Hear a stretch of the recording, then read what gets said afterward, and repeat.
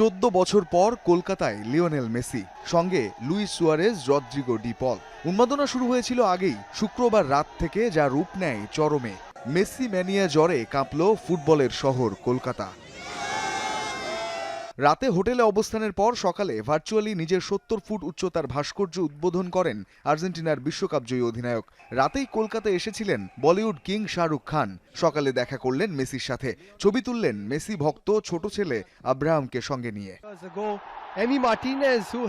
এরপর লিও যান সল্টলেক স্টেডিয়ামে। ফুটবল জাদুকরকে এক নজর দেখেই উল্লাসে ফেটে পড়ে গোটা স্টেডিয়াম। এ সময় দর্শকদের উদ্দেশ্যে হাত নেড়ে অভিবাদন গ্রহণ করেন মেসি, সঙ্গে ছিলেন ডিপল ও সুয়ারেজ। মোহনবাগান মেসি অলস্টার বনাম ডায়মন্ড হারবার মেসি অলস্টার ম্যাচে অংশ নেয়া খেলোয়াড়দের সাথে দেখা করেন মেসি।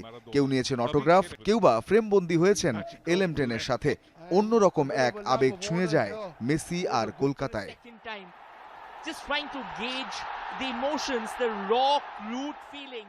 তবে এই আনন্দ উপভোগ আর উন্মাদনা স্থায়ী হয়নি খুব বেশিক্ষণ।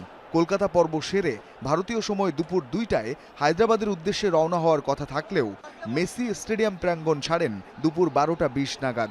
প্রায় 2 ঘন্টা আগেই শহর ছাড়ায় ক্ষিপ্ত হন যুব ভারতীতে আসা দর্শকরা।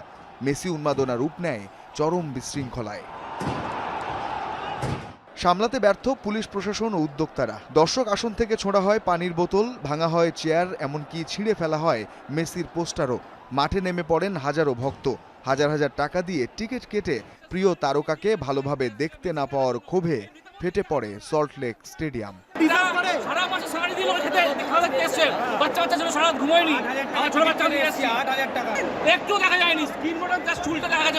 এই যে ক্ষয়ক্ষতি হলো তার দায়টা কে নেবে? রাজ্য সরকার না শতদ্রু দত্ত? রঞ্জন শান্ত, যমুনা স্পোর্টস।